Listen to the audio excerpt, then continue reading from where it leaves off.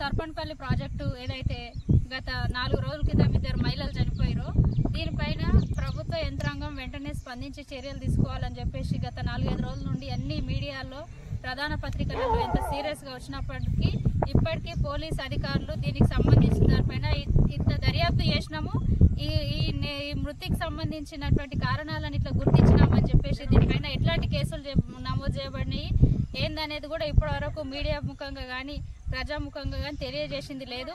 ఈరోజు ప్రజా సంఘాలుగా కమ్యూనిస్ట్ పార్టీలుగా మేము ప్రధానంగా ఒకటే చెప్తున్నాము, జిల్లా కలెక్టర్ కార్యాలయానికి కూతపెట్టు ఉన్నటువంటి ఈ ప్రాజెక్టు ఏదైతే ఉందో ఇది రైతుల యొక్క వ్యవసాయ అవసరాల కోసం నిర్మాణం చేసినటువంటి ప్రాజెక్టు ఈరోజు అక్రమ వ్యాపారాలకు అడ్డగా మారింది.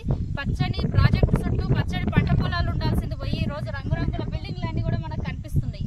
అంటే ఈ అడవిలో ఈ యొక్క బిల్డింగ్లకు అవసరం ఏమొచ్చింది అంటే ఈ నీళ్లను చూపించుకొని ఇక్కడ ఎన్ని వ్యాపార కార్యక్రమాలు కొనసాగుతున్నాయో మనకు అర్థమైతా ఉంది. మేము ప్రధానంగా ఒకటే చెప్తున్నాము, రైతుల అవసరాల నిమిత్తం ఏర్పాటు చేసినటువంటి సర్పన్పల్లి కావచ్చు, కోటపల్లి కావచ్చు, ఇతర ప్రాజెక్టులన్నింటినీ కూడా అవి రైతుల అవసరాల కోసమే ఉపయోగించాలి.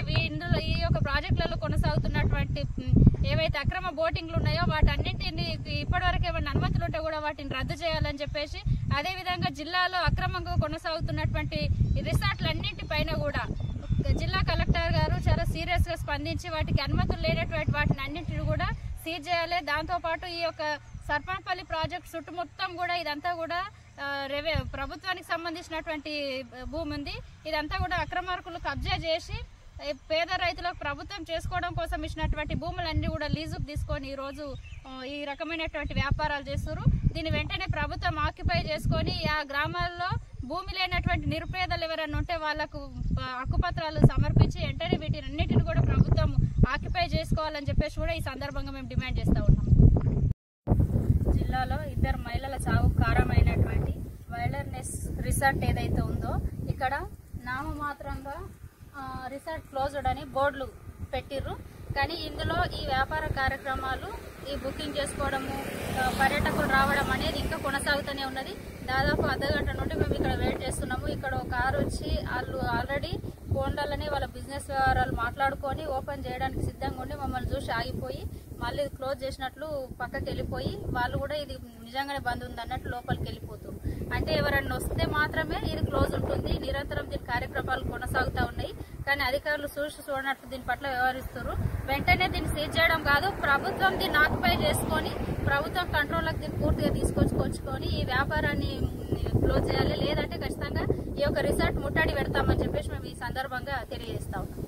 వాస్తవంలో మేము కూడా ఇక్కడ 2 కమ్యూనిస్ట్ పార్టీ నాయకులుగా మేము ఇక్కడ కూర్చొని ఉన్నాం. 1/2 అవర్ నుండి చూస్తున్నాం. ఇక్కడ కార్ ఆగింది, వాళ్ళు కాంటాక్ట్లో ఉన్నారు, వాళ్ళు మాట్లాడుతున్నారు. ఫోన్ల నుండి మాట్లాడి వాళ్ళ కోడ్ భాషల్లో చెప్పుకొని చాలాసేపటి దాకా వాళ్ళు చూసిండ్రు. మేము కూడా ఎదురు చూస్తున్నాము. ఒక కారు వచ్చింది, నిలబడింది, చాలాసేపు వాళ్ళు మాట్లాడుకున్నారు, ఫోన్లో మాట్లాడుతున్నారు. తర్వాత మేము కూడా ఇక్కడనే వెయిట్ చేయడం వల్ల కారు వెనక్కి వెళ్ళిపోయింది. అంటే ఇదంతా చుట్టుముట్టంగా బయట క్లోజ్ అని చెప్పేసి చెప్పడము, ఈ కార్యకలాపాలు ఇదే విధంగా సాగుతున్నాయి. దీని మీద ఇంకా దీనికి జవాబు ప్రభుత్వమే చెప్పాలి, దీనికి అధికారులు జవాబు చెప్పాలి. నామమాత్రంగా క్లోజ్ అని చెప్పేసి ఇంకా ఎంతమంది ప్రాణాలు తీయదలుచుకున్నారు, ఇంకా ఎంతమందికి నష్టం చేయదలుచుకున్నారు అనేది వాళ్ళే చెప్పాలి. ఈ బాధ్యత మొత్తం ప్రభుత్వం వహించాలి, ప్రభుత్వం బాధ్యత వహించాలి. ఎందుకంటే ఇది మనుషుల ప్రాణాలతో చెలగాటమని. మొన్న జరిగిన ఇన్సిడెంట్ చిన్న ఇన్సిడెంట్ కాదు, 2 మహిళలు చనిపోవడము, అది వేరే రాష్ట్రానికి చెందిన మన రాష్ట్రంది పరువు ఏమవుతుంది? మన ప్రాంతం మొత్తము ఇక్కడ మన అనంతగిరి మొత్తము టూరిజం డెవలప్మెంట్ అంటారు. టూరిజం డెవలప్మెంట్ ఒకవైపు చెప్పుకుంటూ ఇటువంటి ప్రైవేట్ స్థలాల లోపల ఇటువంటి ఇన్సిడెంట్స్ జరిగితే ఎవరు మన ప్రాంతానికి వస్తారు?